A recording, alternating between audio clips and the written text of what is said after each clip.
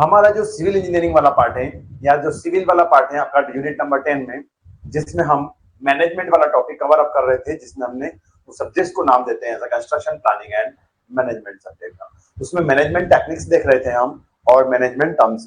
यहाँ पर हम पढ़ चुके थे अभी तक बेसिक इंट्रोडक्शन, उसका सिलेबस और प्रोजेक्ट मैनेजमेंट क्या होता है उसके बारे में हम देख चुके थे। और प्रोजेक्ट मैनेजमेंट किस तरीके से या किस वे में करते हैं, तो वे ऑफ प्रोजेक्ट मैनेजमेंट देखा आपने कि प्लानिंग करता हूं, शेड्यूलिंग करता हूं एंड देन फिर कंट्रोलिंग टीम या मॉनिटरिंग करते हैं। तो जो सुपरवाइजर या आपका सुपरवाइजिंग टीम होती है वो हमारे काम करती है और प्रोजेक्ट को कंट्रोलिंग करने का।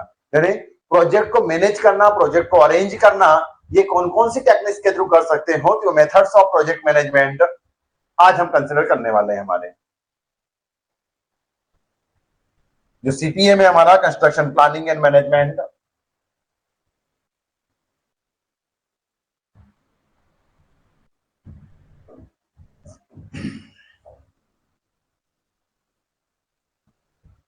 उसमें क्या करना है आपको, मेथड्स ऑफ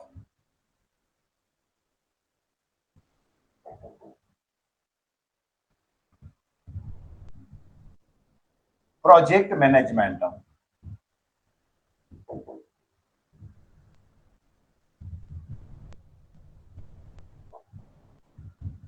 या टेक्निक्स ऑफ प्रोजेक्ट मैनेजमेंट। ये कौन कौन से तरीके हो सकते हैं आपके प्रोजेक्ट को मैनेज करने के, वो अभी हम देख रहे हैं। दो तीन तरीके हैं आपके, like that bar chart,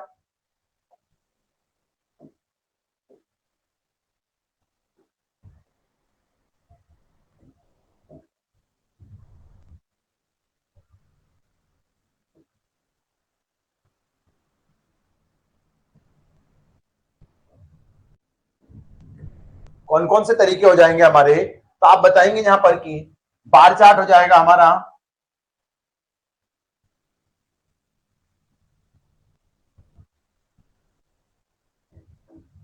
bar chart. दूसरा होता है हमारा माइलस्टोन चार्ट, जो इसका मॉडिफाइड फॉर्म है,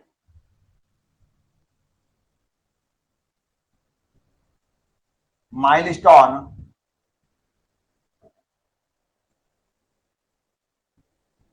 और इसी में एक फॉर्म रहेगा हमारा लिंक्ड बार चार्ट भी आ जाएगा। और नेक्स्ट थर्ड है हमारा नेटवर्क एनालिसिस, जो मेन इंपोर्टेंट टर्म्स में से एक हमें पढ़ना है, नेटवर्क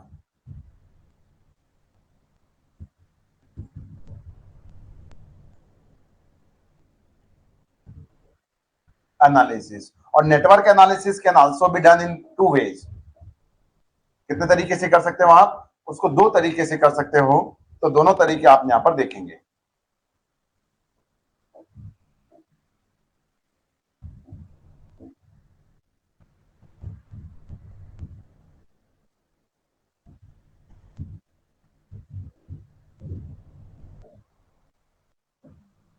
कौन कौन से दो तरीके हो सकते हैं, पर्ट के थ्रू, जैसा कल आपने सिलेबस में डिस्कस किया, सिलेबस में भी आपके पर्ट। और दूसरा है हमारा क्रिटिकल पाथ मेथड, उसको हम सीपीएम टर्म्स में रिप्रेजेंट करते हैं, क्रिटिकल पाथ मेथड। हम स्टार्ट करते हैं हमारे बार चार्ट से।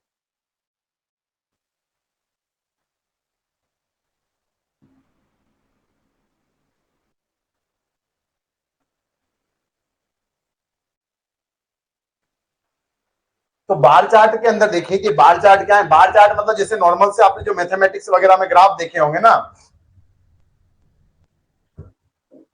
मैथ्स में ग्राफ देखे हैं कि कुछ पार्ट, ये सीक्वेंस है, कुछ प्रोसेस बता दी उन्होंने कि ये दूरी और डिस्टेंस, या किसी प्रोडक्ट को परचेज किया उसमें कितना प्रोडक्ट को आपने अचीव किया, कितना टाइम लगा, ये पूरी ड्यूरेशन वगैरह, इनको हम बोलते हैं बार, छोटे छोटे से एलिमेंट्स जो रहेंगे हमारे। तो उसी टर्म्स में हम रिप्रेजेंट करेंगे, तो हम क्या बोलेंगे यहां पर,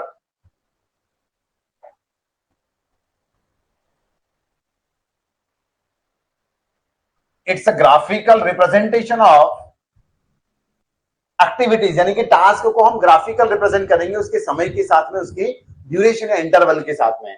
it's a graphical representation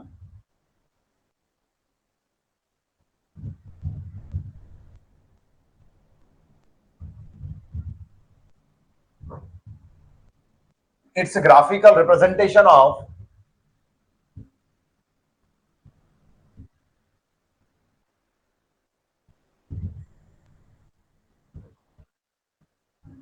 project activity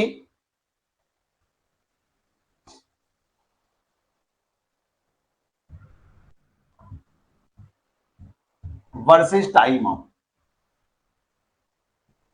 in दोनों के बीच में हमारा रिप्रेजेंट होता है, उसको हम बोलते हैं as a graphical chart like that.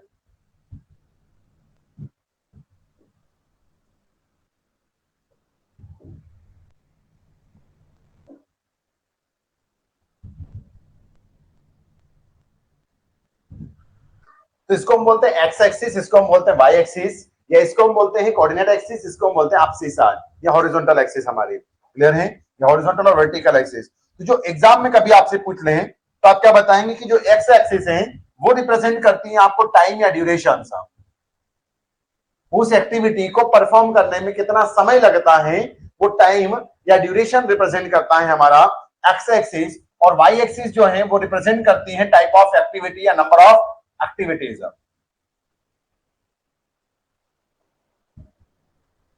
तो एक्टिविटी टर्म्स हमें रिप्रेजेंट करेगी कौन सा हमारा,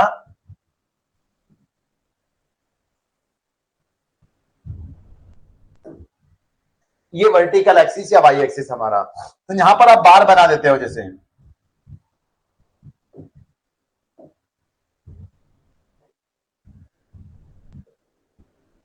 तो ये क्या बता रहा है कि इस टाइम ड्यूरेशन से इसके बीच में इतना समय लग रहा है इसका।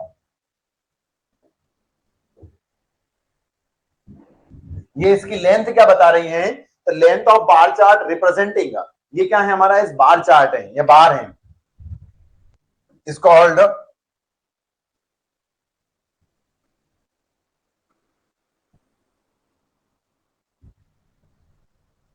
बार। क्लियर है, वो पब वाला बार नहीं हमारा, ये कौन सा बार है, ओके।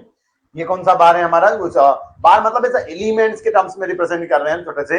तो वो क्या रिप्रेजेंट कर रहा है कि इसकी जो लेंथ है, इनके दो बीच में गैप है, ये रिप्रेजेंट कर रही है हमें टाइम ड्यूरेशन। तो एग्जाम में जैसे वो पूछता है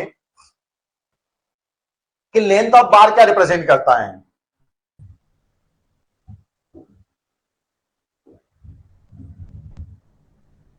तो लेंथ ऑफ बार रिप्रेजेंट करता है टाइम ड्यूरेशन।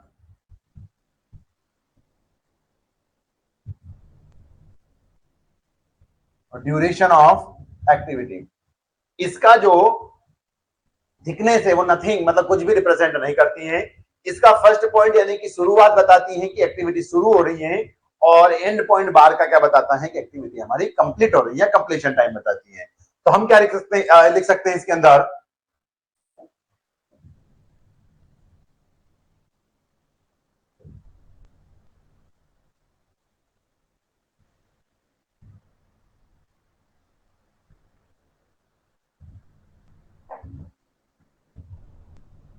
ये एक एक्टिविटी बता रही है हमें, है ना, ये क्या बता रही है हमें, एक एक्टिविटी। तो अगर हम यहां पर देखें आगे तो कुछ इंपॉर्टेंट टर्म्स निकल कर आएगी आपके पास में, क्या क्या निकल कर आएगी देखिएगा।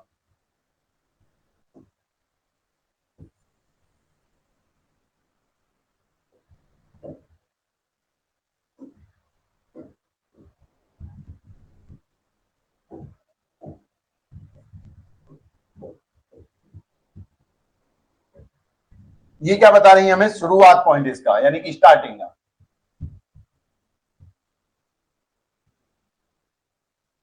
और ये क्या बता रहा है हमें,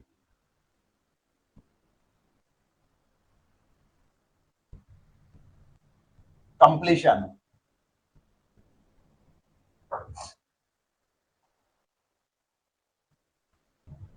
क्या लिख लेंगे आप यहां पर जो पॉइंट लिखेंगे,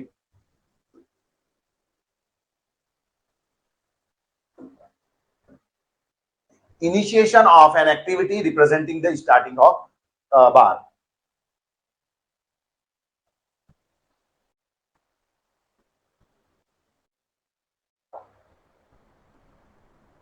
the beginning,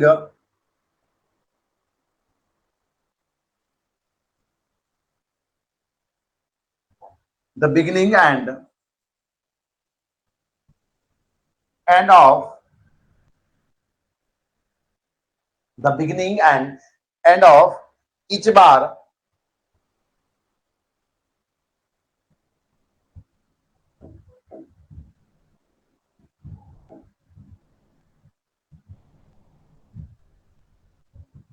representing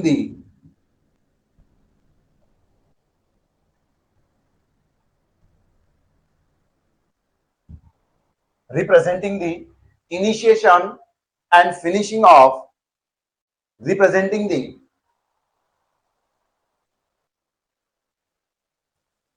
time of start or initiation and time of finish, मतलब किस टाइम पर फिनिश हो रही होगी, टाइम ऑफ फिनिश यानी कि कंप्लीशन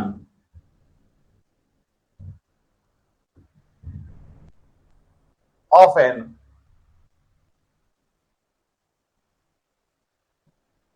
एक्टिविटी। ये टर्म्स हमें रिप्रेजेंट कर रही होगी। ये टर्म्स भी क्लियर हो गए आपको। अगर हम बात करें यहां पर इसकी जो लेंथ ऑफ बार है, तो लेंथ ऑफ बार क्या रिप्रेजेंट करेगी हमें, लेंथ ऑफ बार रिप्रेजेंट करेगी ड्यूरेशन ऑफ द एक्टिविटी, मतलब कितने समय में कितने अंतराल में। इनिशिएशन मतलब आप बोल रहे हो कि जैसे 4 तारीख को शुरुआत होगी तो 4 तारीख तक चलेगी और ये काम चलेगा हमारा 10 तारीख तक, तो 4 से 10 तारीख तक चल रहा है, तो आप 4 तारीख बता रहे हो स्टार्टिंग हो रही है, 10 तारीख उसका कंप्लीशन बता है। 4 से 10 कितने दिन लगे, तो आप बताएंगे कि जो 6 दिन है ये हमारी ड्यूरेशन बताएगा, कि लेंथ बता देगा उस बार चार्ट। हम देखेंगे इसका question.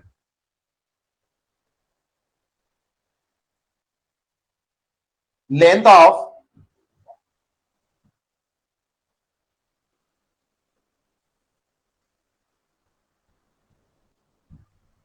Bar, length of bar representing दी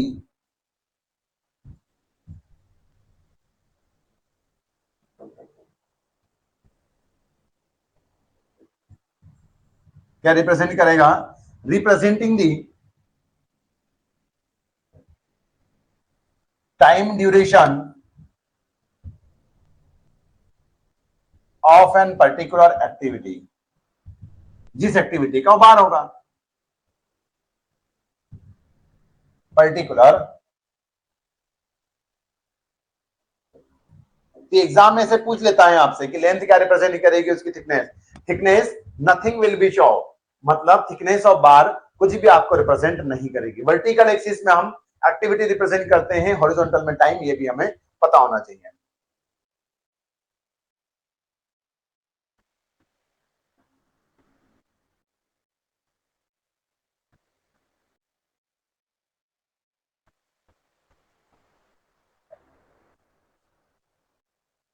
और इसके अंदर लिख लें कि फर्स्टली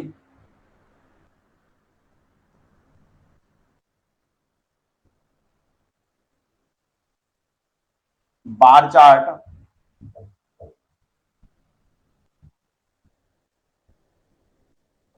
is introduced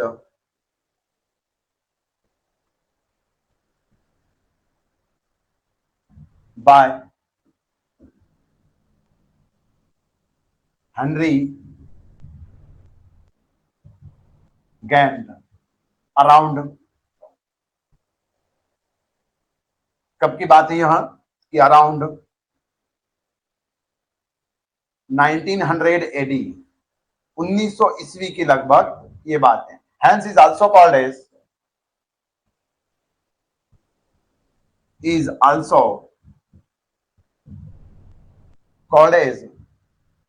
क्या रिप्रेजेंट करते हैं इसको आप, Hence is also called as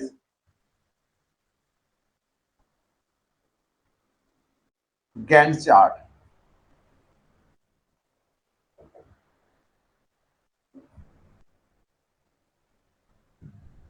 Gantt chart आप इसको रिप्रेजेंट करते हैं, ये भी टर्म्स हम ध्यान में रखेंगे।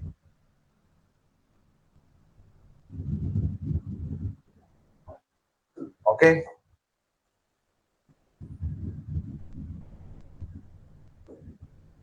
और क्या हो सकता है हमारा इसके अंदर, एक्टिविटी क्या है, activity is in performing task जिसको कंज्यूम करता है टाइम और रिसोर्स, मतलब किसी एक्टिविटी वह काम है जिसको होने में क्या लगता है, समय की भी जरूरत लगती है और रिसोर्स भी लगते हैं। रिसोर्स मतलब मेन पावर, जगह, जैसे आपने कॉलम बनाया तो कॉलम को क्या मस्ट टाइम भी लगेगा, पैसा भी लगेगा, रिसोर्स भी लगेगी, तो हम क्या बताते हैं, activity is a performing task.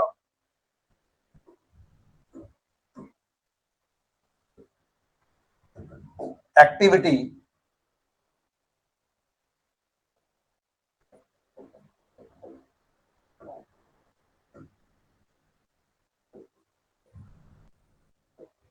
is an time and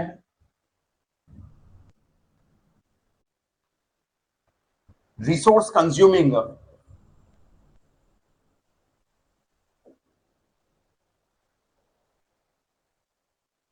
task और वर्क, मतलब हर एक वो काम जिसमें आपको रिसोर्स लगे, जिसमें आपका पैसा खर्च हो, वो क्या कहलाएगा? हमारा एक्टिविटी। क्लियर है? एग्जांपल के फॉर्म में हम देखेंगे कुछ क्वेश्चंस अभी, जैसे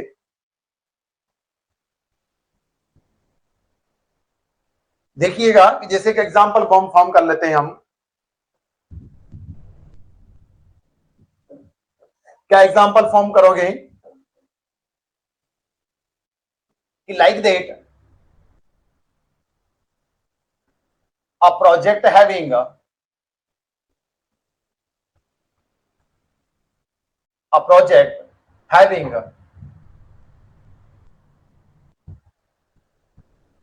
8 activities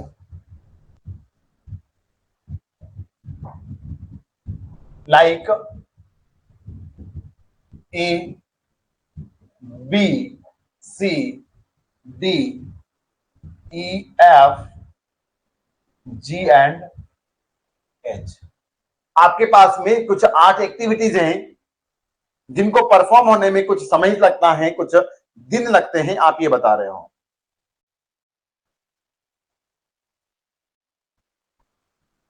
There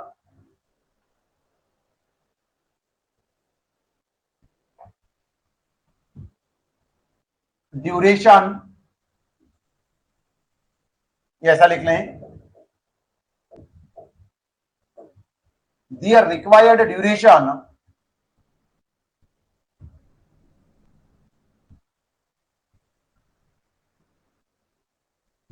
for completion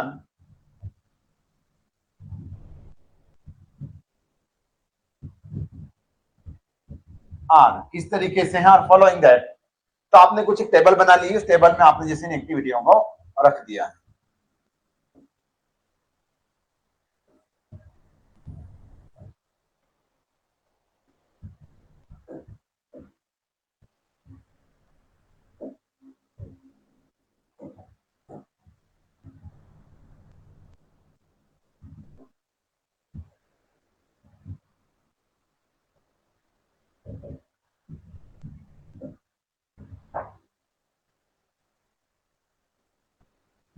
activity है और इनकी ड्यूरेशन, ड्यूरेशन जैसे आप दिन में ले सकते हो, 4 दिन, 5 दिन, 6 दिन, इस तरीके से, या वीक वगैरह में, मंथ में, ईयर में, कैसा भी हो सकता है। ड्यूरेशन किस में भी हो सकती है, आपकी कंप्लीशन घंटे में हो सकता है, टाइम आपका मिनट में भी हो सकता है, कोई इश्यू नहीं, बट जनरली तो क्या, घंटे में हो सकता है, दिन में हो सकता है, मंथ में हो सकता है, वीक में हो सकता है, ईयर में हो सकता है। तो आप जनरली जैसे यहां पर मान लो डेज की बात कर रहे हो कि दिन में समय दे रखा है कि कोई सा काम कितने समय में कंप्लीट हो रहा है।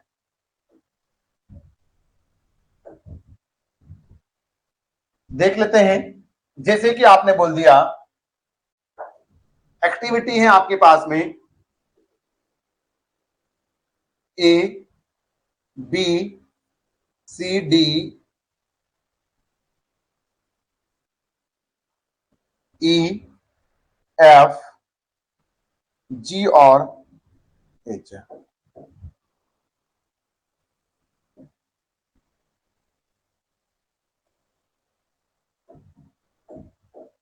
इनका जो ड्यूरेशन है वो आपने बता दिया कि जैसे ए को कंप्लीट होने में, अपने हिसाब से कुछ भी दिन ले लो, जैसे 5 दिन लग रहे हैं मान लो, इसको कंप्लीट होने में 6 डेज लग रहे हैं, इसको कंप्लीट होने में 8 दिन लग रहे हैं, इसको कंप्लीट होने में 4 दिन लग रहे हैं, इसको कंप्लीट होने में 3 दिन लग रहे हैं, इसमें मान लीजिए कि 10 दिन लग रहे हैं, इसमें 2 दिन में काम कंप्लीट, और इसमें आपका मान लीजिए कि 7 दिन लग रहे हैं। ये ड्यूरेशन दे दी आपको, हो गए ना 8। क्लियर है? तो ये हमारे क्या हो जाएंगे, ड्यूरेशन लग रही है।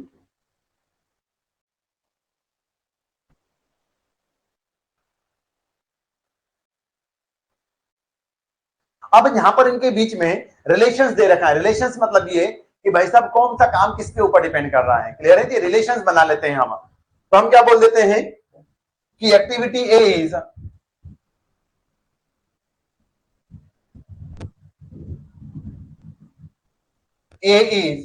ये अपन फॉर्म कर रहे हैं। Okay, activity A is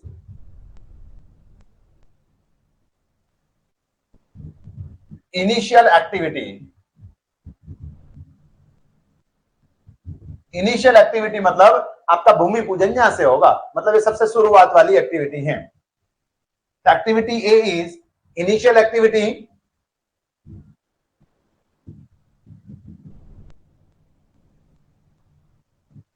activity मतलब काम। Activities B and C precedes by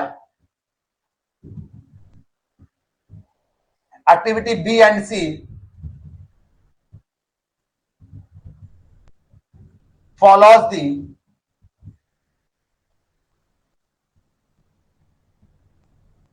activity A. इसका मतलब क्या हुआ भाई साहब हमारा कि जो activity B and C follows the activity A.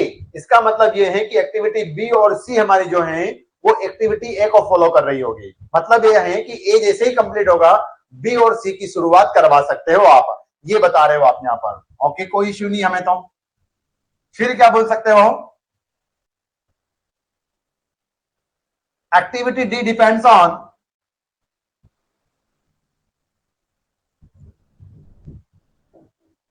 activity D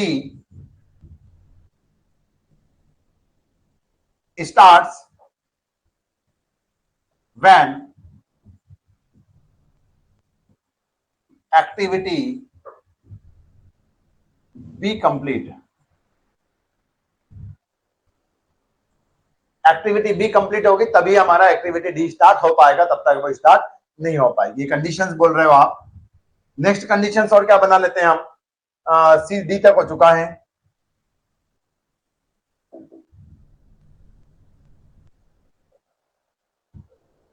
activity E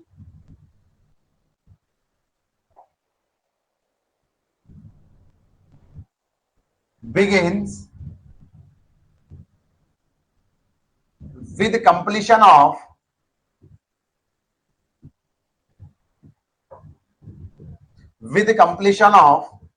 B and C. Activity B और सी कंप्लीट होगी देन ही हमारा एक्टिविटी ई स्टार्ट होगा। बी के कंप्लीशन पर डी स्टार्ट होगा। देखिए क्वेश्चंस का फॉर्मेशन भी आप ही कर रहे हो। और कौन सा है बच रहा है, एफ। एफ के बारे में क्या लिख सकते हैं हम,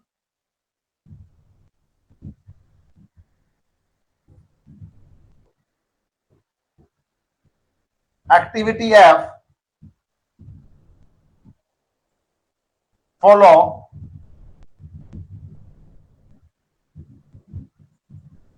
एक्टिविटी ई और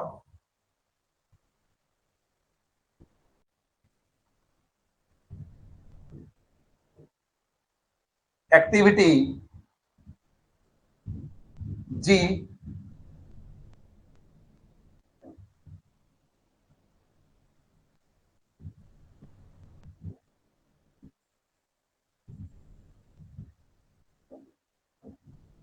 precedes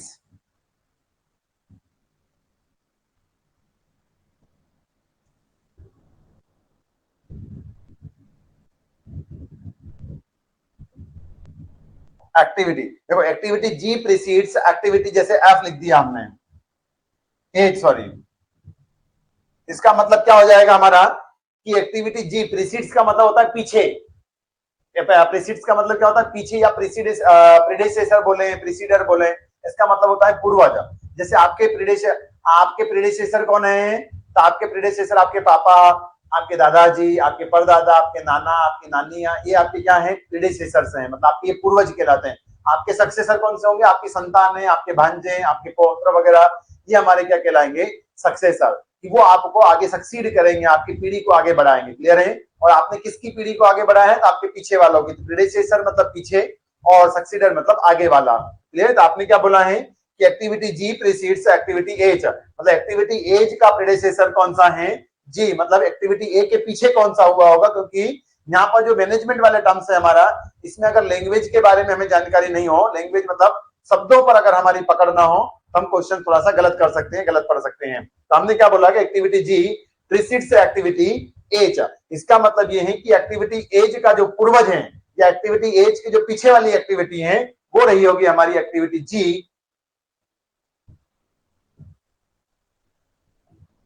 और activity G is a successor activity of ए।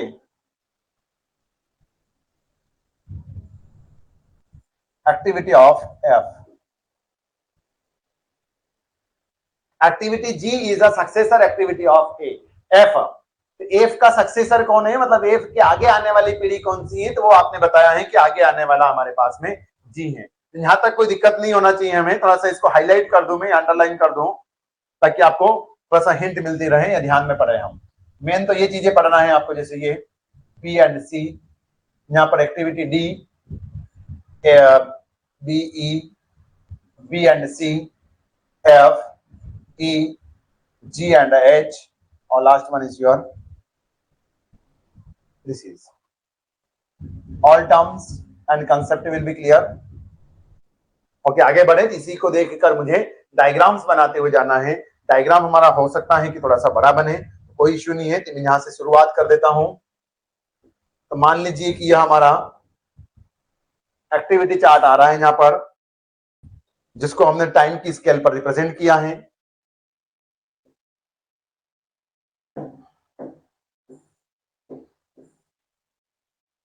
जगह कम नहीं पड़े हमने इसे, इसलिए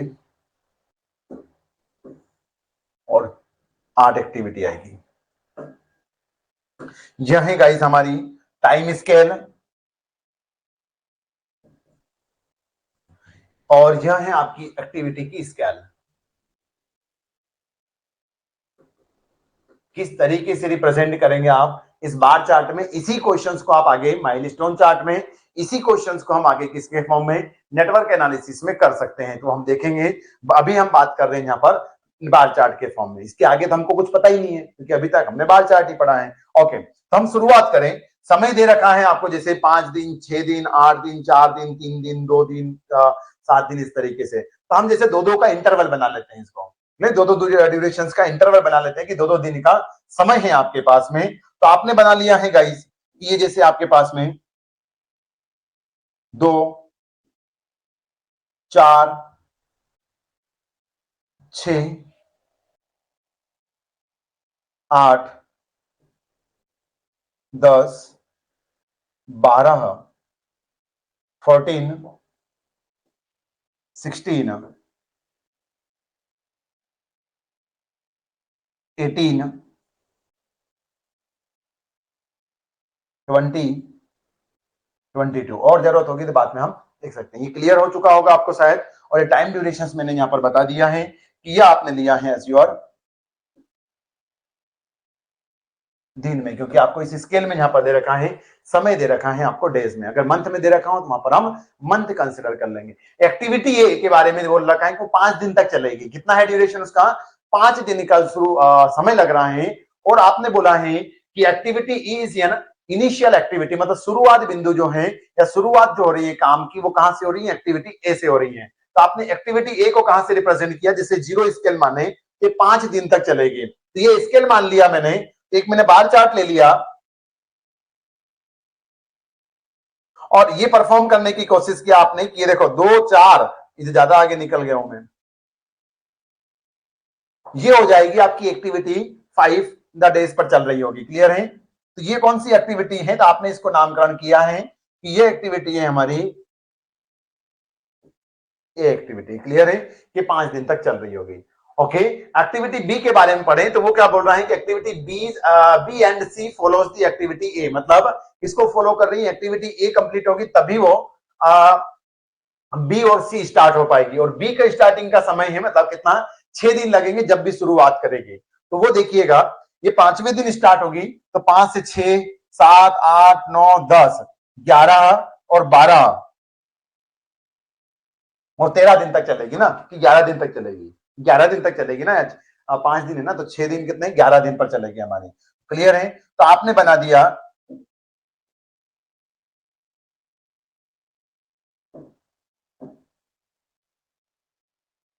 कि ये मान लीजिए कि एक्टिविटी जो बी है वो हमारी 11 दिन तक चल रही है। इसके बीच की लाइन आ जाएगी आधा, 10 और 11 के, 10 और 12 के बीच में सेंटर पॉइंट। थोड़ा सा मैं ऊपर बना देता हूं। क्लियर? तो ये हमारी एक्टिविटी जो है वो है एक्टिविटी आपकी बी के बारे में जान। सी के बारे में भी आपने ये बोला है कि ये तुरंत चालू हो जाएगी हमारी, किसके साथ में, जैसे ही ए कंप्लीट होगा, तो वैसे ही हमारे यहां पर चालू हो चुकी होगी कौन सी, एक्टिविटी सी भी। बट इनका ड्यूरेशन जो है, सी का ड्यूरेशन है 8 दिन। 8 दिन मतलब 2 दिन और बढ़ जाएंगे उससे, तो मतलब कितना, वो 13 दिन पर कंप्लीट होगी, 11 दिन पर नहीं। देखो 8 दिन जोड़ो, 8 और 5 13 होते हैं, तो वो कब कंप्लीट होगी हमारी, 13वें दिन कंप्लीट होगी, 13 डेज पर। तो ये कंप्लीशन क्लियर है हमें क्या, ए को दोनों फॉलो कर रहे हैं, जब ये खत्म होगा तभी हमारा बी और सी एक्टिविटी स्टार्ट होगा। ओके, अब आगे और बढ़े, तो B and C follows the activity A, यहां तक हमने पढ़ लिया। Activity D starts when activity B completed, अगर बी कंप्लीट होगी देन हमारी एक्टिविटी डी स्टार्ट हो सकती है, ये आपने बोला है। एक्टिविटी डी जो है, एक्टिविटी डी कब स्टार्ट होगी, तो आप बता रहे हो कि जब एक्टिविटी बी कंप्लीट होगी, तो डी मतलब 11वें दिन स्टार्ट हो सकती है। तो 11वां दिन कहां हो रहा है, इसको लग रहा है 4 दिन। कितने दिन लग रहे हैं एक्टिविटी डी को, 4 दिन लगने वाले हैं, और कब से, वो 11वें दिन स्टार्ट हो जाएगी।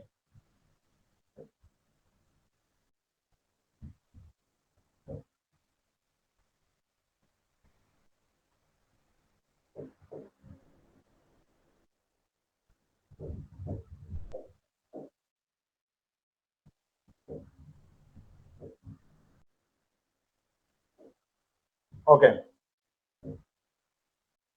11वें दिन स्टार्ट होगी हमारी कौन सी एक्टिविटी डी, जिसको कंप्लीशन टाइम कितना लग रहा है, 4 दिन का। 4 दिन यानी कि 11 और 5 15 दिन पर कंप्लीट होगी वो हमारी। कब कंप्लीट होगी गाइस हमारी, इन दोनों के बीच में 14 डेज, 15 डेज आएगा।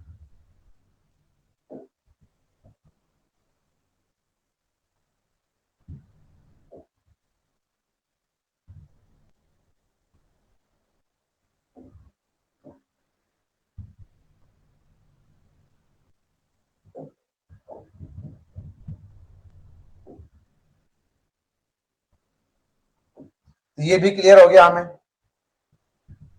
मैं तो सिर्फ आपको रिप्रेजेंट होता रहे, तो इसलिए यहाँ पर इसका डायग्राम चेंज कर देते हैं।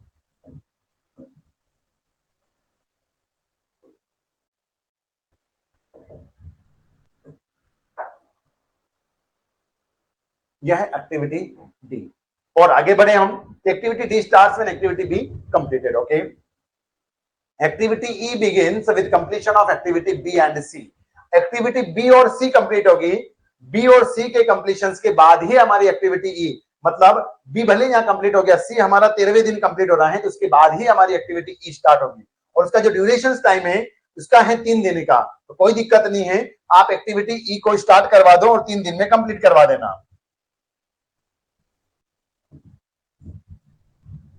तो अब वो कब होगी गाइस हमारी,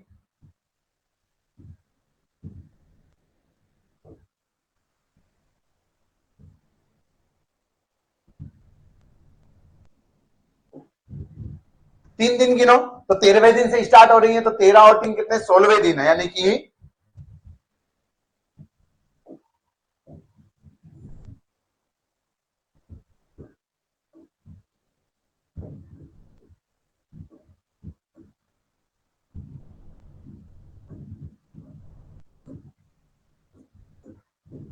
यहां तक क्लियर हो तो एक बार कमेंट कर दें हम।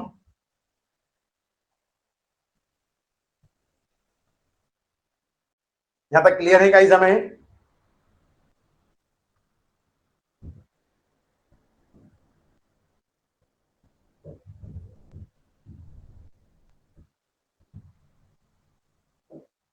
यहां तक क्लियर हो गाइस हमें, तो एक बार कमेंट कर दें आप।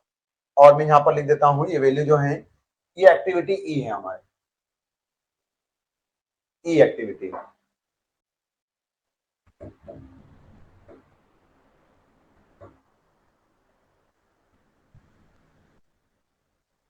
ओके, तो आगे बढ़े फिर हम।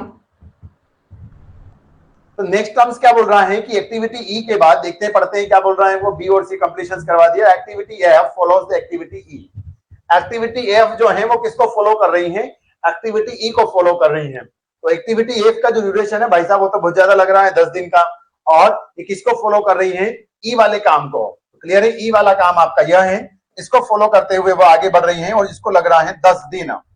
10 दिन जोड़ो यहां से कितने दिन होते हैं, 16 से 10 दिन कितने होते हैं, 26वें दिन कंप्लीट होगी वो। क्लियर है, तो शायद जगह कम नहीं पड़ जाए हमें, कितनी एक्टिविटी बच रही है और देखते हैं, रिड्यूस कर लेंगे इसको हम।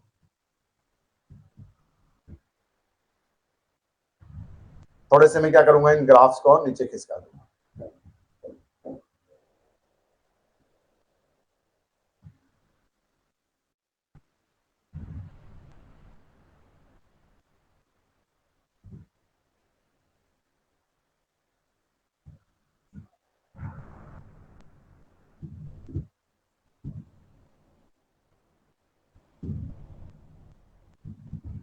ये हो जाएंगे हमारे। क्लियर है,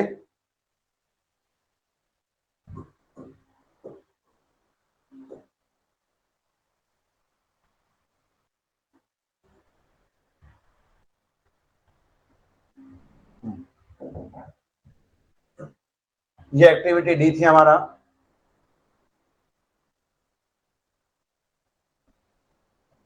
और ये एफ हो जाए। इसकी जो ड्यूरेशंस बोल रहे हैं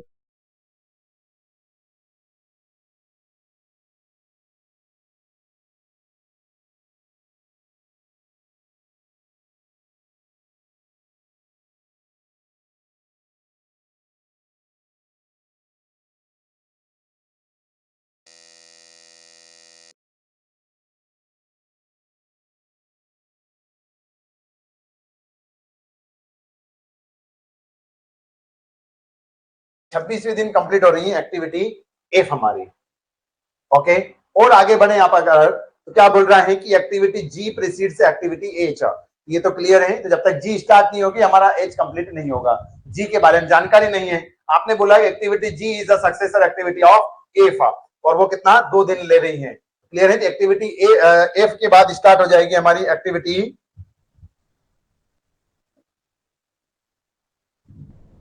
जी, और जिसका कंप्लीशन टाइम है 2 दिन का। 2 दिन यानी कि 26 और 2, 27, 28 दिन हमारे। क्लियर है, तो 2 दिन लगेंगे। तो भाई साहब को 2 दिन जल्दी जल्दी कंप्लीट करवा दो इनके,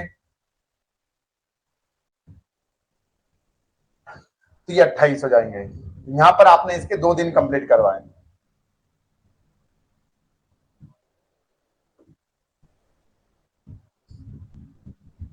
यह है एक्टिविटी हमारी कौन सी,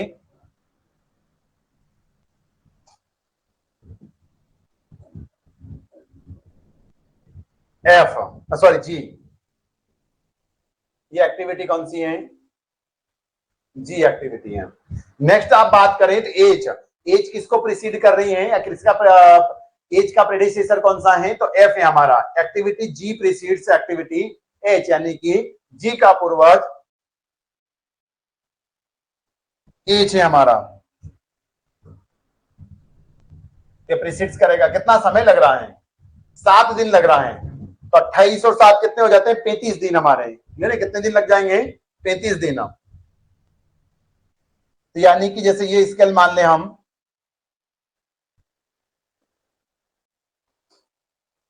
30 का या 32 का, समय दूरी थोड़ा सा,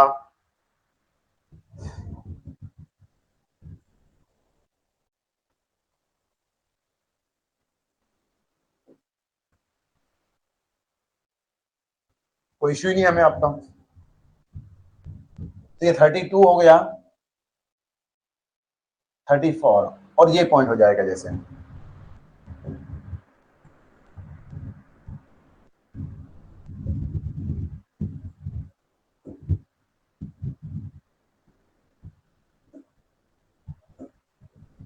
ये एक्टिविटी हमारी कौन सी, एच एक्टिविटी।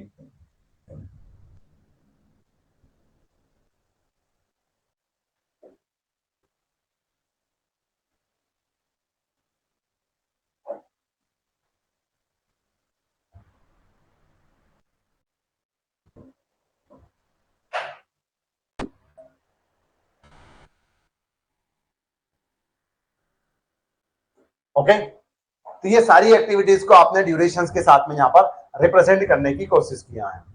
शायद ये में भी अब आज आपको पूरा कंप्लीट या क्लियर होगा। ये जो मैंने टर्म्स रिप्रेजेंट किए इसको हटा भी सकते हैं, कोई इश्यू नहीं है।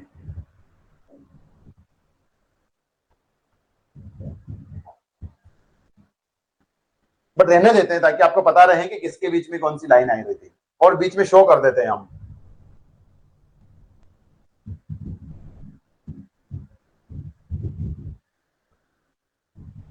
इसकी लाइन है शो की ना, ये 5 दिन वाली है।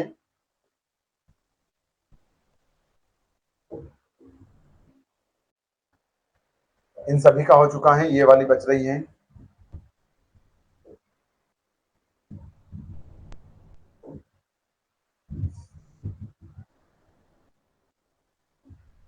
ओके, फिर आगे बात करें हम, तो ये होता है हमारा बार चार्ट का रिप्रेजेंटेशन। आपने किसी एक्टिविटी को रिप्रेजेंट कर दिया।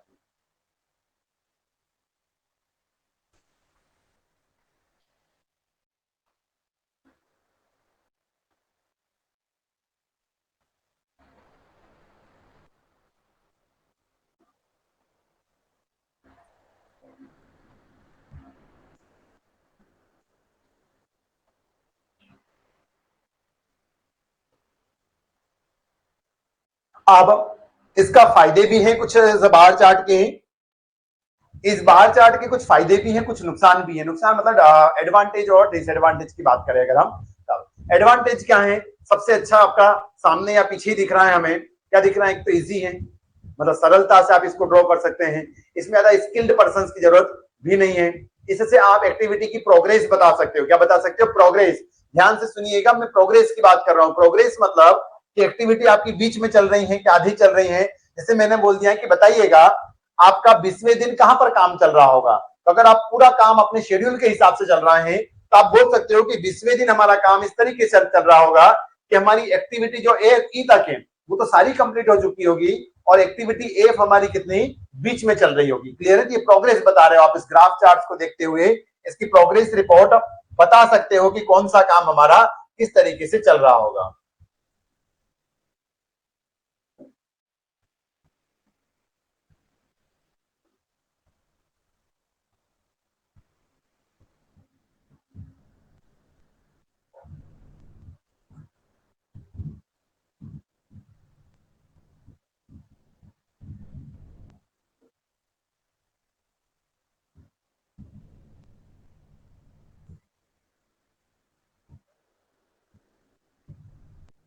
इस तरीके से आप इनकी प्रोग्रेस बता रहे हो।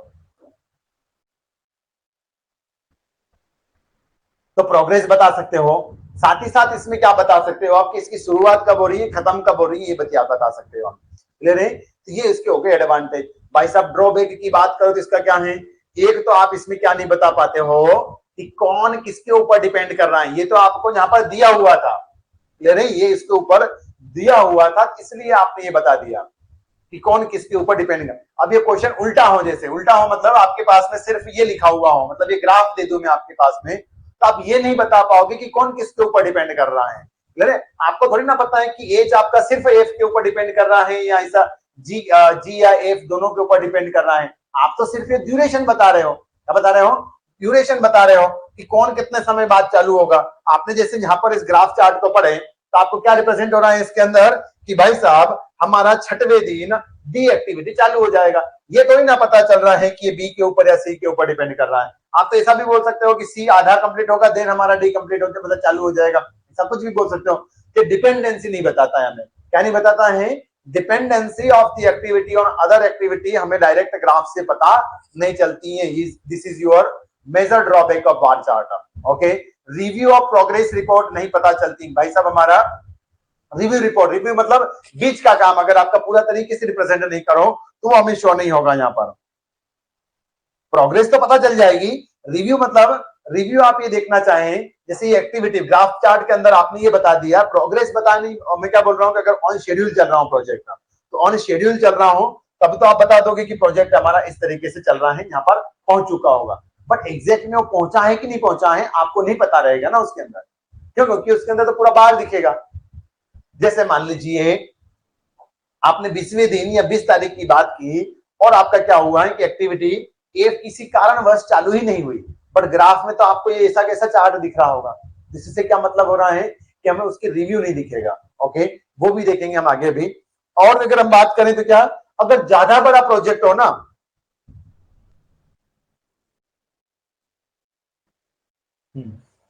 अगर ज्यादा बड़ा प्रोजेक्ट हो हमारा, लॉन्ग प्रोजेक्ट हो, तो उसमें ज्यादा डिटेल से आप रिप्रेजेंट नहीं कर सकते। जैसे देखिए, आपके पास सिर्फ 8 एक्टिविटी थी और 8 एक्टिविटी में पूरा बोर्ड आपका फिलअप हो गया, मतलब आपका एक चार्ट पूरा फिलअप हो गया या भरा गया। अगर आपकी नंबर ऑफ एक्टिविटीज हो, भाई साहब कॉलम बनाना है तो कॉलम में भी आपको स्कैप फोल्डिंग करना है, मतलब तराफे बांधते हो ना स्टील की शेड वगैरह, तो वो आपको क्या करना है, स्कैप फोल्डिंग करना है। तो ये हमारा क्या रहेगा कि ज्यादा बारीक या फाइन का आंसर, नंबर ऑफ सब एक्टिविटीज भी बताना चाहिए। जैसे आपने बोला कि इलेक्ट्रिक वर्क करना है, अब इलेक्ट्रिक वर्क का तो छोटा सा काम हो गया हमारा, मतलब एक पूरा हॉल वर्क। अब इलेक्ट्रिक वर्क में क्या बोलेंगे कि आप उसकी जो पाइप वगैरह है वो लेआउट करेंगे उनका, मतलब वो पाइपलाइन बिछाएंगे, उसका लेआउट डालेंगे, उसके अंदर फिर केबल प्रोफाइल करेंगे, मतलब केबल को आप डालेंगे उसके अंदर, फिर आप नंबर ऑफ केबल्स को आप अरेंज करेंगे, उसके बोर्ड वगैरह या पॉइंटिंग वगैरह देंगे, पॉइंट वगैरह मतलब स्विच वगैरह अरेंज करेंगे, फैन पॉइंट देंगे, बल्ब पॉइंट देंगे, ट्यूबलाइट पॉइंट देंगे, टीवी पॉइंट देंगे, फ्रीजर पॉइंट देंगे, पावर पॉइंट देंगे हमारे, ये सारे पॉइंट्स वगैरह करना, ये सारे काम कहलाएंगे। फिर फ्रिज असेंबल करना, कूलर असेंबल करना, पंखा असेंबल करना, ये सारे छोटे छोटे से काम। तो सारी एक्टिविटी अगर बताओ कि पंखे कितने दिन में लग जाएंगे, ट्यूबलाइट कितने दिन में लग जाएगी, बल्ब कितने दिन में, एलईडी कितने दिन में, एलसीडी कितने टाइम से लग जाएगी, टीवी कितने दिन में असेंबल हो जाएगा, आपको एसी असेंबल करना है, एसी अरेंज करना है, छोटे छोटे से सारे काम अगर आप रिप्रेजेंट करो, जैसा कि आपको बोलने में जितना समय लग रहा है वैसे ही आपकी नंबर और पूरा चार्ट खिचड़ी जैसा पक जाएगा हमारा। ये इसका एक ड्रॉबैक है कि अगर ज्यादा बड़ा प्रोजेक्ट हो तो लॉन्ग प्रोजेक्ट के लिए सुटेबल नहीं है, ये ज्यादा डिटेल में आप रिप्रेजेंट नहीं कर सकते हो इसमें डेटा हमारा। क्लियर है? ये कुछ हम पॉइंट्स लिख लेते हैं और इन्हीं ड्रॉबैक को दूर करते हुए हम थोड़ा सा माइलस्टोन की तरफ बढ़ेंगे और थोड़ा सा लिंक्ड बार चार्ट की तरफ बढ़ेंगे।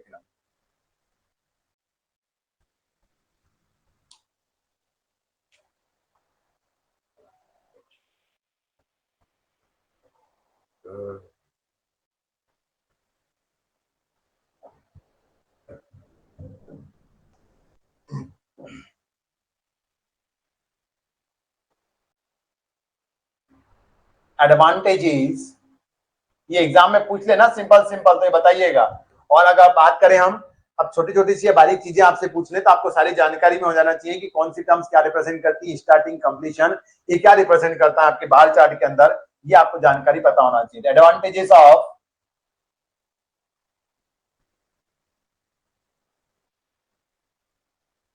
बार चार्ट क्या है भाई साहब हमारा?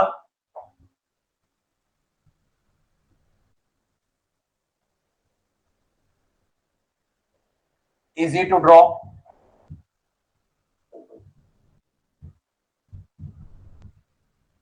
इजी टू ड्रॉ, मतलब ड्रॉ करने में क्या है, इजी है हमारा यहां,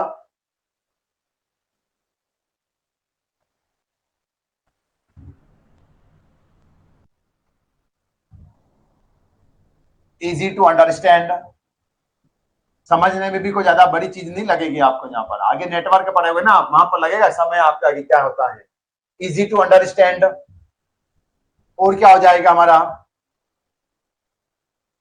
no skilled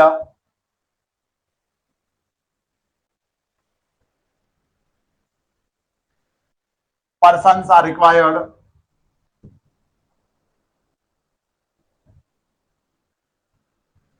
no skilled persons are required to draw this project या task. Okay, no skilled personnels are required to drawing the this task.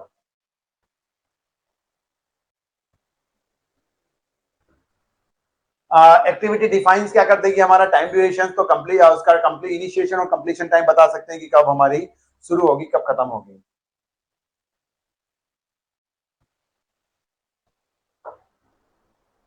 Starting and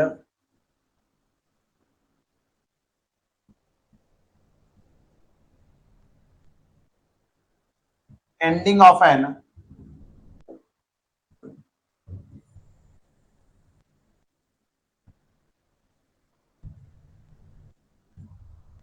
activity shown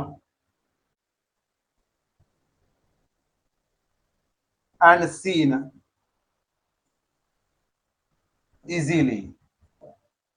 तो ये भी हमारा एक छोटा सा काम हो जाएगा उसमें।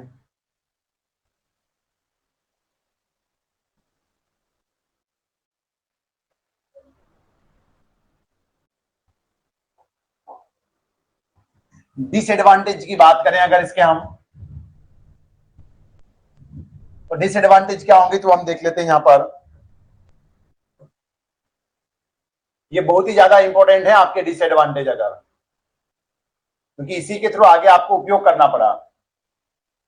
कीपैड मोबाइल में आप सही से नेटवर्क या नेट नहीं चला पा रहे थे, इसीलिए आपको एंड्रॉइड मोबाइल्स की या एंड्रॉइड सिस्टम्स की रिक्वायरमेंट हुई। उसी तरीके से हमारा नेटवर्क एनालिसिस या आगे हमारा जो माइलस्टोन चार्ट है वो इसी के कारण आ रहे हैं कि कौन कौन से इसके ड्रॉबैक आ रहे थे हमारे। तो क्लियर है। तो डिसएडवांटेजेस की बात करें हम तो नंबर ऑफ टाइम्स में आएंगे।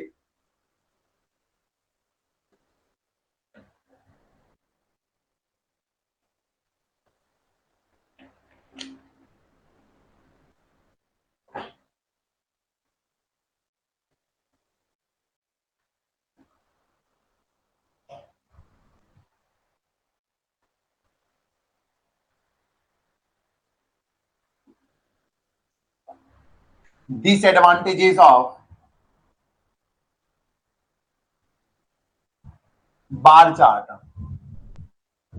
क्या रहेगा भाई साहब हमारा इसका डिसएडवांटेजेस? हम लिखेंगे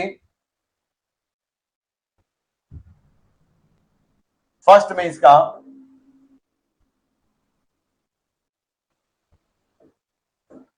lake of degree of details. अब ये क्या होता है? Lake of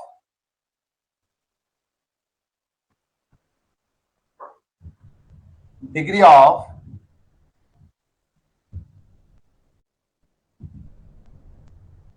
details. इसका मतलब ये है कि ज्यादा सही तरीके से आप ज्यादा डिटेल में आप टास्क को रिप्रेजेंट नहीं कर पाओगे, जैसा मैंने आपको अभी बताया था। क्यों? क्योंकि आपको इसमें ज्यादा बताने में ज्यादा बड़ा ग्राफ बनेगा ये, और ज्यादा बड़ा मतलब आपके ज्यादा कॉम्प्लेक्स टाइप का स्ट्रक्चर बना देगा ये।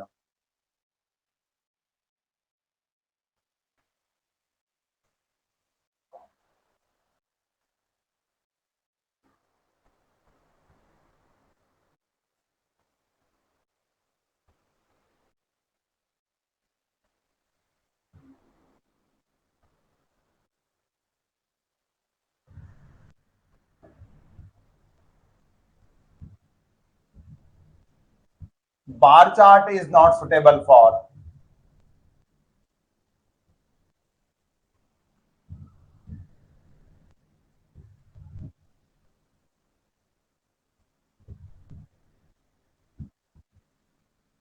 big project।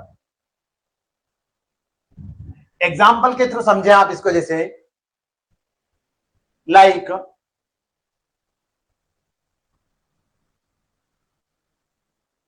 Earthwork, laying of pipes, और आपका क्या करना है, आपको पाइप फिटिंग्स वगैरह करना है, इलेक्ट्रिक वर्क करना है, जैसे like earthwork,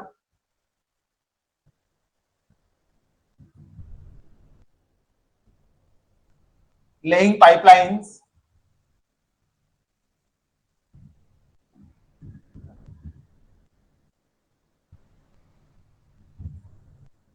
fillings, brick works etcetera.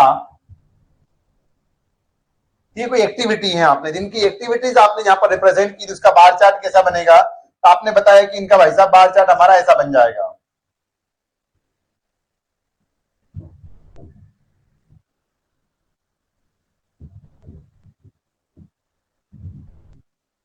ये हो जाएगा टाइम,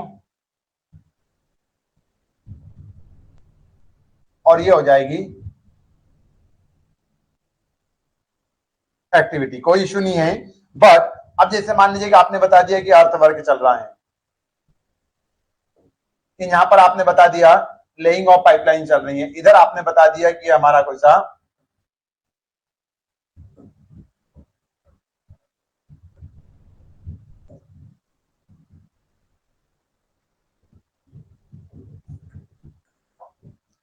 ये काम चल रहा है। बट इन डिटेल्स अगर आप रिप्रेजेंट करना चाहें, क्या रिप्रेजेंट करना चाहें कि जैसे ये हमारा अर्थवर्क है,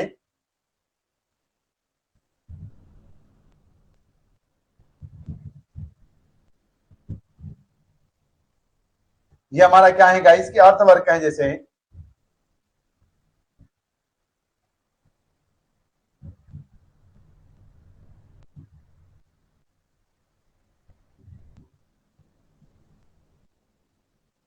यह लेइंग पाइपलाइंस हैं, और ये आपका जैसे फिलिंग वर्क है।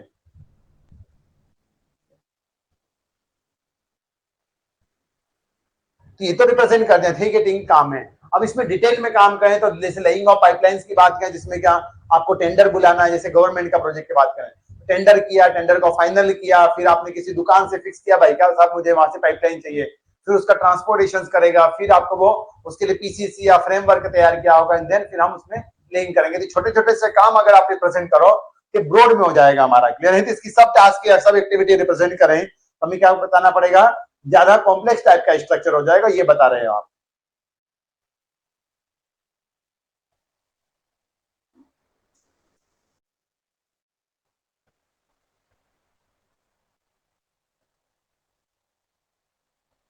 But if in this,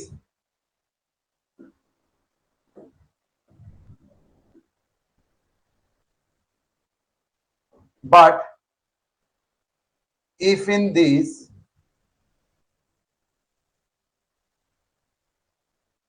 project,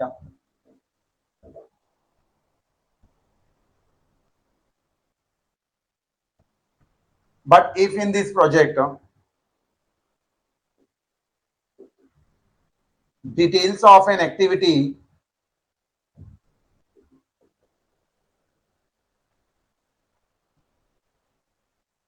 shown, then they become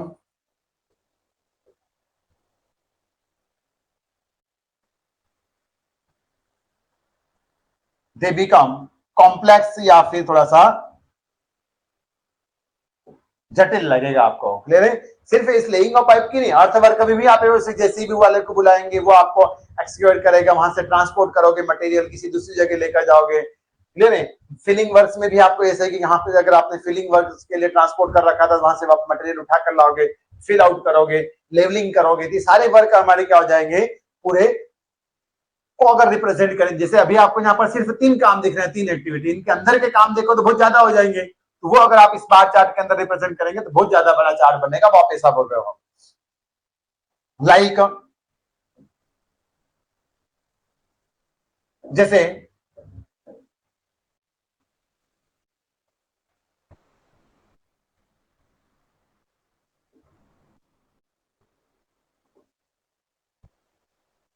laying pipeline, having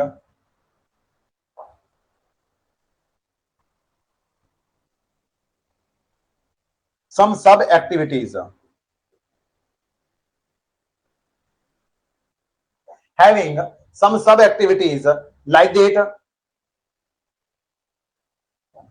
like that किस तरीके से, तो कुछ सब एक्टिविटीज रहेगी इसके साथ में, like that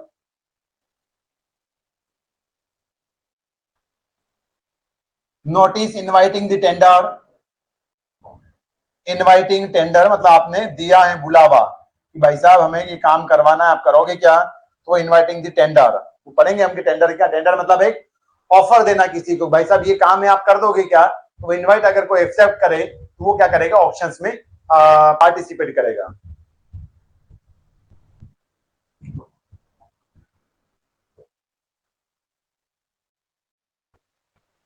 जैसे गवर्नमेंट ने आपके एग्जाम के लिए बोला है कि हमें प्रिंसिपल ग्रेड के इंजीनियर्स या प्रोफेसर, असिस्टेंट प्रोफेसर के आपको रिक्वायरमेंट है, कि टेंडर बुलाया उन्होंने आपको आमंत्रण दिया है, आपको एक्सेप्ट करना ना करना आपकी मर्जी, आप फॉर्म भरे, मतलब आपने नोटिफिकेशंस को पढ़ा, उसके गाइडेंस, टर्म्स एंड कंडीशंस पढ़े, आप उसको फुलफिल करते हैं अगर, तो आपने क्या कर रखा है, आपने टेंडर फिल किया है। टेंडर फिल किया है मतलब आपने अपना एग्जाम फॉर्म फिल किया है, फिर वो आपकी एग्जाम लेंगे मतलब वो फाइनलाइज करेंगे आपका टेंडर। टेंडर किस तरीके से कि आपने जो भरा है वो सारे डेटा हमारे फुलफिल हो रहेगी, उनके क्राइटेरिया से मैच हो जाएंगे, उनको सफिशिएंट फंड में आप करवा कर दोगे तो आपका टेंडर पास हो जाएगा, यहाँ पर हमारी एग्जाम क्लियर हो जाएगी, देन फिर आप प्रिंसिपल ग्रेड के प्रोफेसर बन जाओगे। Okay, inviting the tender then finalizing the bill, finalizing the bids, bids मतलब कि कौन सा टेंडर पास हुआ है, कौन कौन से कैंडिडेट पास हो रहे हैं, उनका फाइनल रिजल्ट आएगा, तो वो रिजल्ट यहां पर बिड कहलाता है। क्लियर है? तो फाइनलाइजिंग द बिड्स, देन फिर यहां पर क्या मिलेगा मुझे, फिर इसके बाद कोई सप्लाई करेगा, वो सप्लाइंग पाइप, वो पाइप वगैरह आपको सप्लाई करेंगे कि भाई साहब अब सप्लाई करवा दो हमें पाइप, क्योंकि हमारा टेंडर पास हो चुका है। तो आपको पाइप्स वगैरह भी मिलने लग जाएंगे। तो supplying pipe, and then finally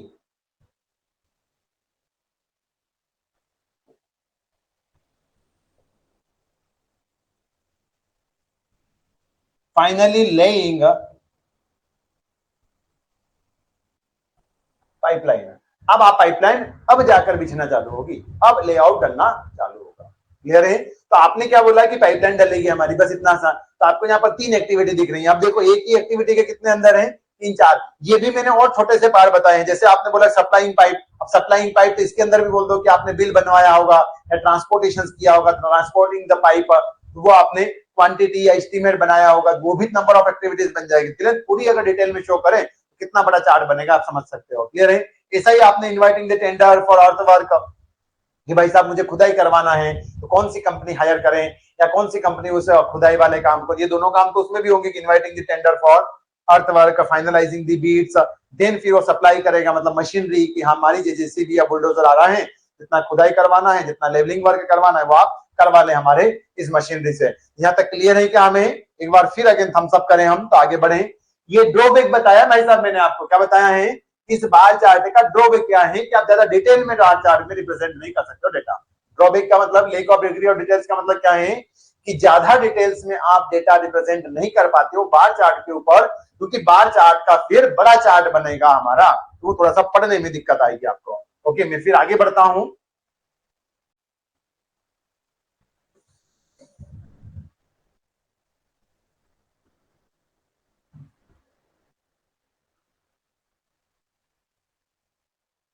review of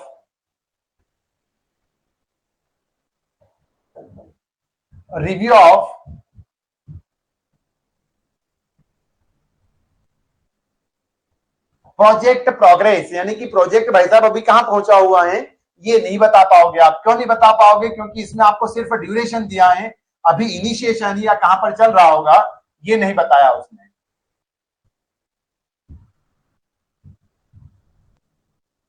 क्या बोला आपने कि review of project progress, initiation और फाइनलाइजेशन टाइम ही हमें पता चलेगा, इसके बीच का टाइम हमें पता नहीं चलता है इस प्रोजेक्ट के अंदर।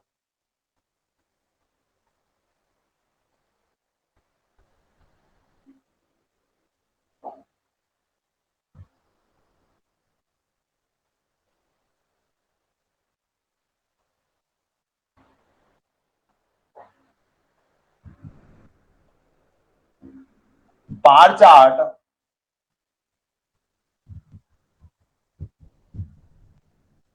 इसका मतलब ये है कि आपने भाई साहब अपने घर से बुलाया, आपने क्या बोला कि अपने जो शीट थी या जो अपना ऑफिस वगैरह थे, ऑफिस बॉय से बोला कि भाई साहब लो हमारा जो बार चार्ट बना हुआ इस प्रोजेक्ट का लेकर आना था। तो आपने जैसे बार चार्ट देखा, कुछ भी जैसे बार चार्ट वगैरह शीट देखी आपने, उस शीट में आपने फिर देख कर बताया, तो आप ये नहीं बता पाओगे कि आपका काम कहां तक चल रहा है, क्योंकि उसमें तो सिर्फ आपको शुरुआत से लेकर खत्म होने तक का काम दे रखा है। अभी कहां पर एक्चुअल में चल रहा है काम हमारा, वो नहीं दिख रहा है। राइट? वो भी हम देखिए अभी ड्रॉबैक दूर करेंगे। तो bar chart does not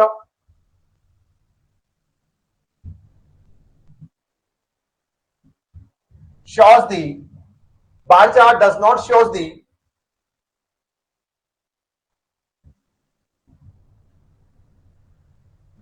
progress of the project. It shows only initiation and starting and completion. Bar chart does not shows the progress of the project. Therefore,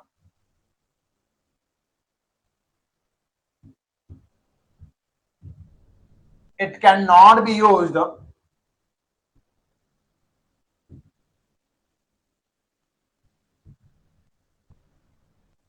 It cannot be used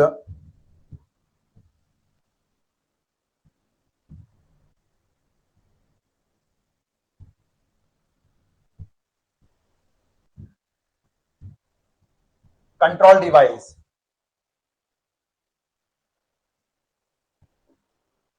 इसका मतलब क्या है? That is not for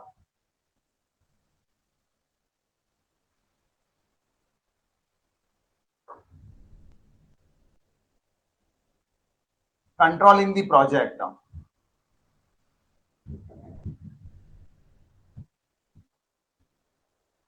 exact bar chart हम इसको controlling करने के लिए आप उपयोग नहीं कर पाओगे, क्योंकि हमारा इसका ड्रॉबैक ये हो रहा है कि इसमें आप इसकी रिव्यू नहीं दिखा पाओगे। क्लियर है? जैसा कि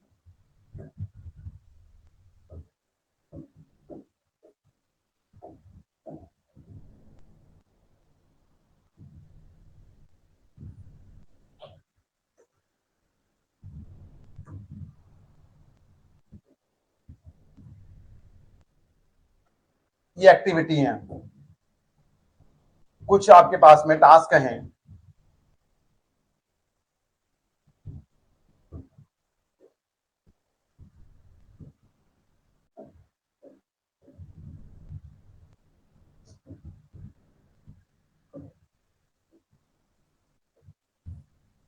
ये कुछ भी जैसे प्रोजेक्ट है हमारे,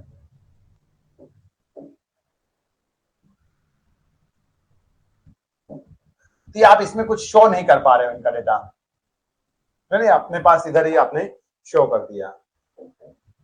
this drawback can be removed, this drawback actual bar chart में रिप्रेजेंट नहीं कर सकते हो। This drawback can be overcome bye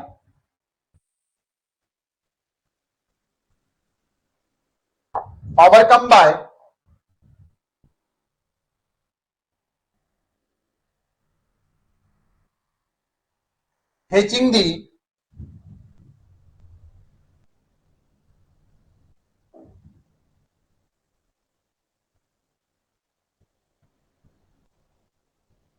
half bar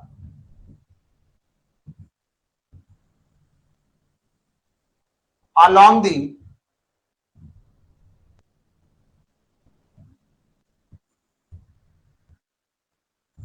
lengthwise and project of progress या progress of project, project progress या प्रोग्रेस ऑफ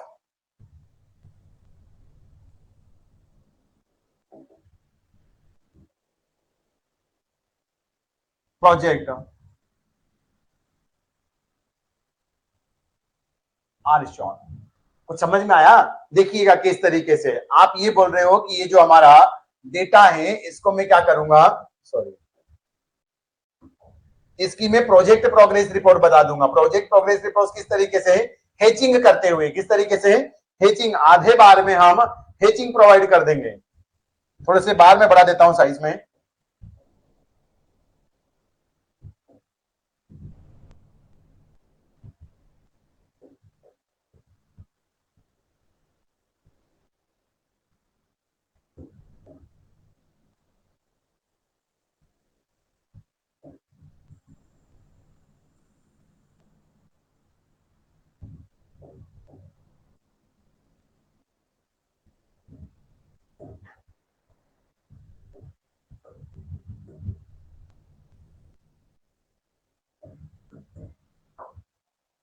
इस तरीके से आपका कुछ टास्क दिख रहा होगा।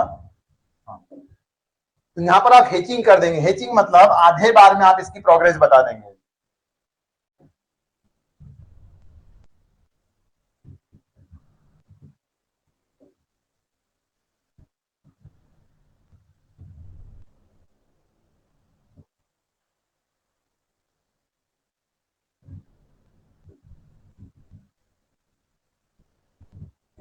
जैसे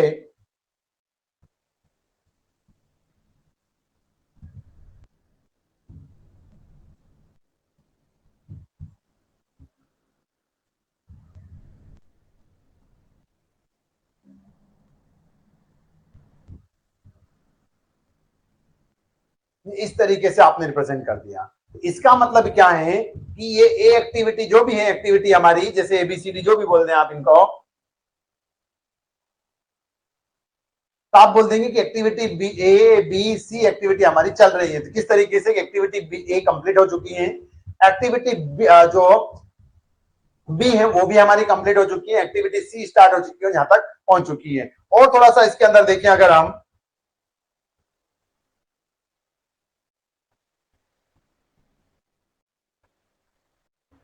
तो जैसे आपसे बोल दे कि इनके बीच का कोई रास्ता बताइए कि यहां पर क्या चल रहा है, ये आज की तारीख बात करें हम,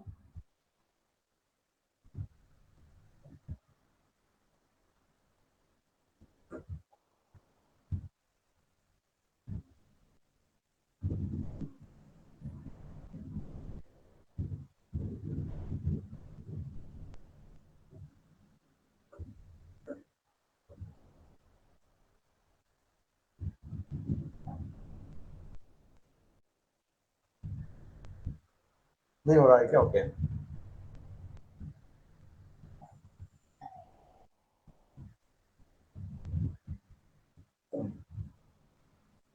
आपसे जैसे वो क्या पूछ ले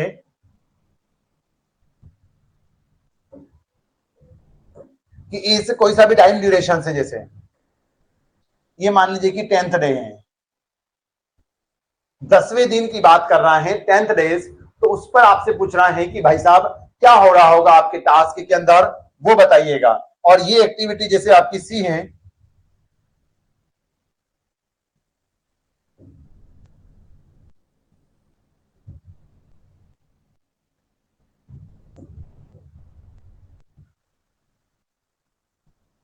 ये मैं लिखवा नहीं रहा हूं, यहां पे लिख लेना याद रखते हुए, क्लियर है?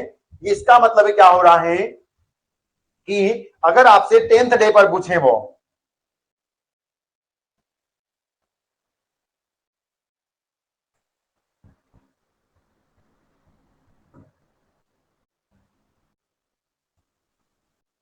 आपसे कौन से डे पर पूछे, 10th डे नंबर पर पूछ रहा है कि भाई साहब क्या काम चल रहा होगा, आपने यहां पर थोड़ी सी बाहर जानकारी तो दीजिए हमें। तो क्या जानकारी पूछ रहा है और क्या जानकारी दोगे आप,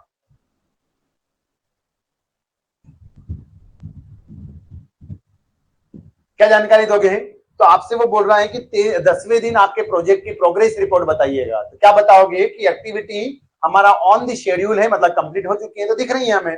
एक्टिविटी बी भी हमारा ऑन शेड्यूल है, ऑन शेड्यूल मतलब जिस टाइम पर जितना चलना था उतनी वो चल रही है, जिस टाइम पर जितना उसको काम होना था वो चल रही है, हैचिंग आपको ये दिखा रही है हमें। और एक्टिविटी सी के बारे में देखें तो क्या बोलेंगे हम, बिहाइंड द शेड्यूल है वो हमारी एक्टिविटी, क्या है, बिहाइंड द शेड्यूल, कि उसको शुरू हो जाना था बट वो अभी भी शुरू नहीं हुई है। इसका मतलब है कि activity C is behind the schedule. कितने दिन से, तो आप दिन देखकर बता दोगे कि जैसे आपने 7वें दिन चालू हो जाना था 3 दिन, तो आप बोल दोगे कि 3 दिन अभी हमारी एक्टिविटी सी पीछे चल रही है, बिहाइंड द शेड्यूल है। तो क्लियर होगा शायद हमें ये टर्म्स। ओके, तो फिर हम आगे बढ़े। रिव्यू ऑफ प्रोजेक्ट प्रोग्रेस देख लिया हमने, lake of degree of details भी देख लिया आपने। नेक्स्ट क्या हो जाएगा,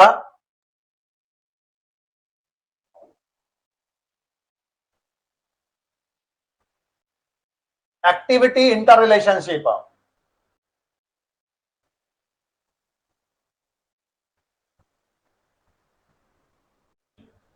एक्टिविटी इंटर रिलेशनशिप, ये ड्रॉबैक क्या है हमारा कि एक एक्टिविटी का दूसरी एक्टिविटी से क्या संबंध है हमारा, ये नहीं बता पाओगे आप। क्लियर? जैसे सिर्फ मैं आपको ग्राफ दे दूं तो आप ये नहीं शो कर पाओगे कि जो एक्टिविटी डी है वो किस किस के ऊपर डिपेंड कर रही है। क्लियर है? ये तो आपको थियोरिटिकल फॉर्म में यहाँ पर दे दिया हमने, बट अगर ये ना दे, वो डायरेक्टली आपको वो ग्राफ दे दें और इसको पढ़कर बताओ आप, तो आप पढ़कर बताओगे तो आपको इसमें समझ में नहीं आएगा। सिर्फ आप इतना बता पाओगे कि कोई सी भी एक्टिविटी हमारी जैसे एफ है तो वो किस दिन स्टार्ट हो रही है और किस दिन कंप्लीट हो रही है। ये थोड़ी ना बता रहे हो आपकी ये इफ के ऊपर या जी के ऊपर किसके ऊपर डिपेंड कर रहा है। क्लियर है? ये एक्टिविटी इंटर रिलेशनशिप हमारा इसका एक ड्रॉबैक हो जाएगा।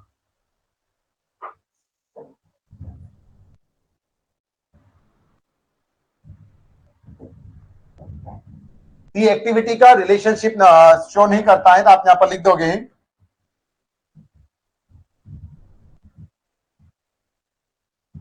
इन दिस बार चार्ट, रिलेशनशिप या predecessor and successor relationship, relationship between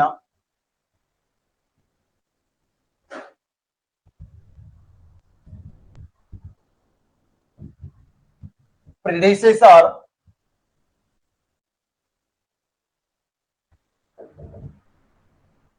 predecessor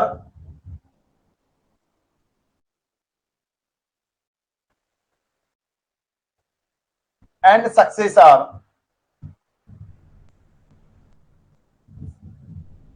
activities does not shown,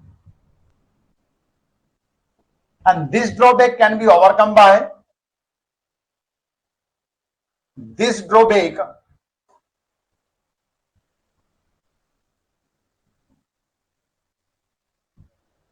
can be overcome by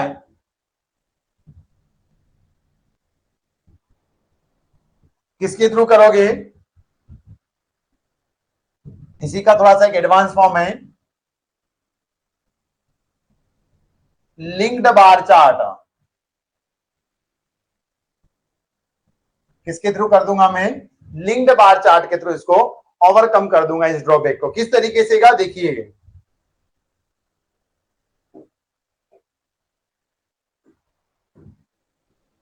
इसकी थ्योरी नहीं लिख रहा हूं मैं, ये ध्यान रखिएगा। ये वही आपका टाइम है, ये एक्टिविटी है आपके पास में। यहां पर आप देखें तो कुछ एक्टिविटीज या बार है आपके पास में,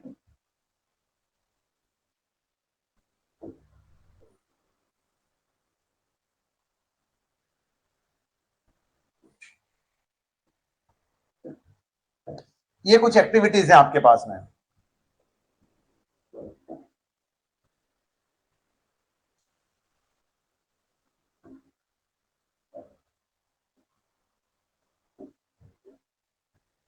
आपने क्या बोला कि इस ड्रॉबैक को हम दूर करेंगे, किस तरीके से देखिएगा।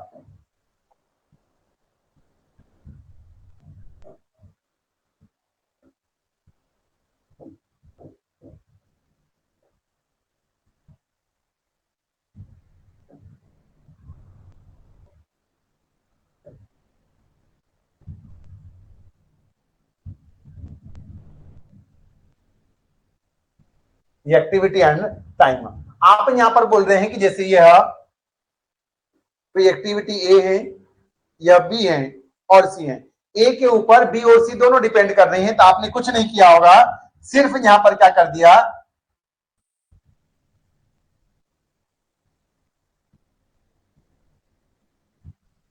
तो ये कहलाता है हमारा लिंक्ड बार चार्ट।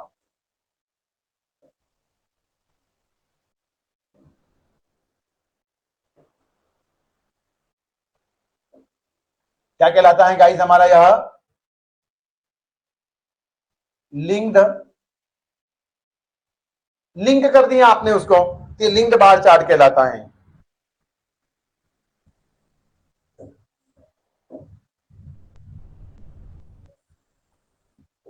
ओके,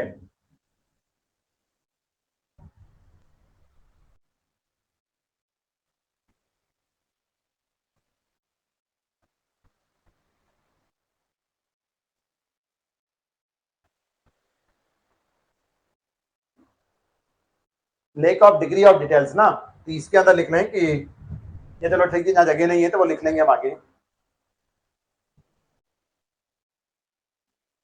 ये नॉर्मल बार चार्ट है, ये भी लिख लें हम।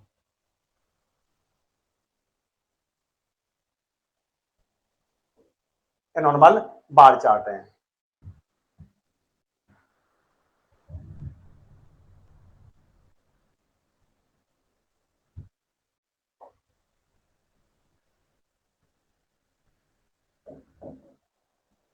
आपने क्या बताने की कोशिश किया है यहां पर कि like activity B and C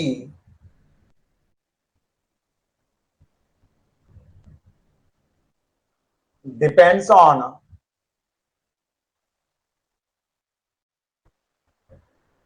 activity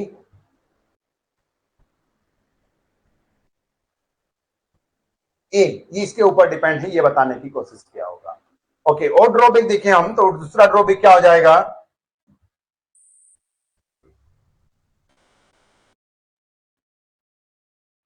time uncertainty.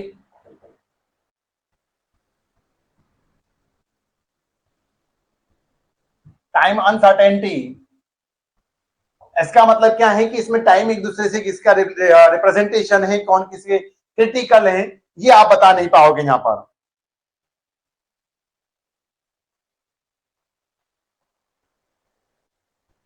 कौन ज्यादा क्रिटिकल कंडीशंस में, ये आप रिप्रेजेंट नहीं कर पाते हैं, तो ये हमारा टाइम अनसर्टेनिटी कहलाता है। और एक होता है कि इसी के कारण हम इसमें क्रिटिकल पाथ या क्रिटिकल एक्टिविटी भी रिप्रेजेंट नहीं कर सकते हैं। कौन? ये bar chart, it does not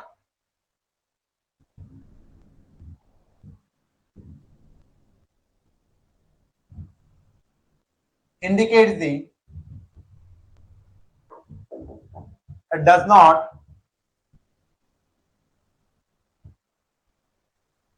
indicates the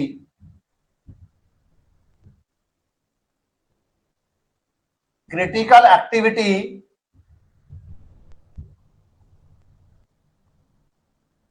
in the project,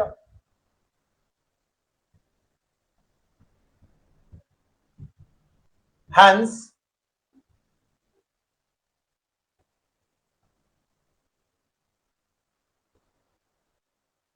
critical path and completion duration of project does not effectively determine. Hence critical path of project, critical path time wise, okay, so hence critical path of the project, ये भी निकालना सीखेंगे हम, does not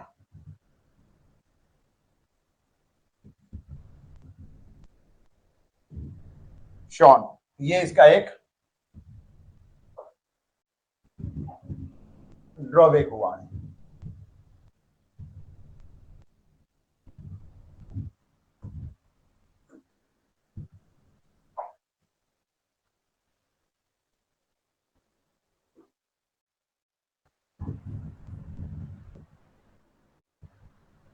क्या हो रहा है यहाँ?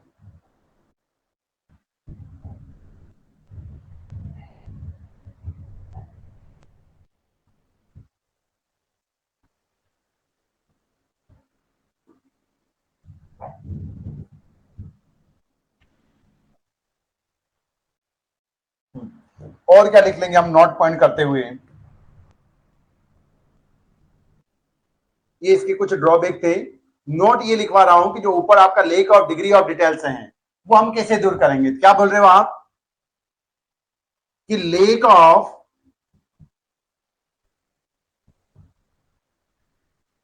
डिग्री ऑफ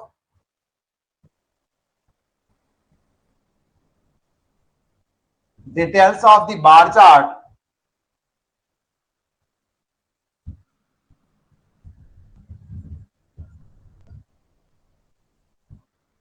ड्रॉबैक,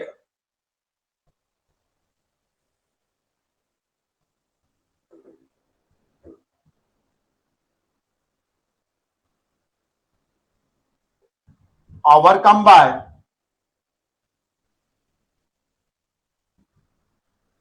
किसके थ्रू?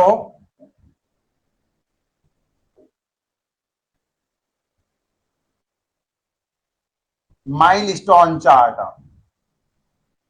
नाम से समझ में आ जाएगा आपको कि माइलस्टोन चार्ट क्यों। माइलस्टोन किसको बोलते हो? आप किसी डिस्टेंस को ट्रेवल करें, इंदौर से दिल्ली जाएं, इंदौर से भोपाल जाएं, इंदौर से अहमदाबाद जाएं, इंदौर से मुंबई जाएं, कहीं पर भी जाएं, किसी भी दिशा में रोड पर जा रहे हो तो आपको माइलस्टोन दिखते हैं ना, कि भाई साहब इंदौर से आप जा रहे हैं कि उज्जैन 60 किलोमीटर दूर है, फिर आगे गए फिर 40 बताएगा, फिर 35 बताएगा, फिर 30 बताएगा, इस तरीके से डिस्टेंस तो आप समझ जाते हो कि आगे हमारा माइलस्टोन जो है, माइलस्टोन मतलब हमारा जो टारगेट है, टारगेटेड जो इवेंट है, वो कितने समय में मुझे अचीव हो सकता है। मतलब उज्जैन पहुंचने वाला हूं मैं, तो इंदौर से जैसे उज्जैन 60 किलोमीटर है, तो पहला माइलस्टोन आपको 60 दिखाएगा, फिर 55 दिखाएगा, फिर 50 दिखाएगा, 40 दिखाएगा, तो आप धीरे धीरे क्या बोलोगे कि अब मुझे माइलस्टोन आने वाला है मेरा, कि इतनी दूरी के बाद मुझे मेरा टारगेट या मेरा प्रोजेक्ट अचीव हो जाएगा। तो हम माइलस्टोन चार्ट यहाँ पर छोटे छोटे से एरो के थ्रू हम उसको रिप्रेजेंट कर देते हैं। तो वो आप रिप्रेजेंट कर दोगे।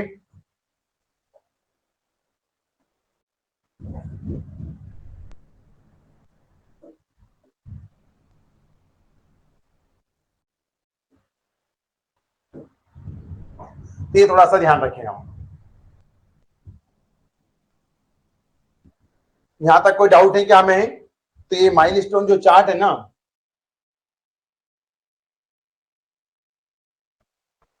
तो ये अभी हो नहीं पाएगा। तो इसके भी ड्रॉबैक वगैरह क्या होंगे, इंटर डिपेंडेंसी होगी या नहीं, कि हम फिर नेक्स्ट क्लास में कवर अप कर लेंगे, क्योंकि अभी हो नहीं पाएगा। और इसके बाद फिर हम नेटवर्क एनालिसिस चालू कर लेंगे। एक्टिविटी इवेंट क्या होती है, इनके बारे में भी पढ़ेंगे हम वहां पर। Okay, the class is over. Thank you to everyone.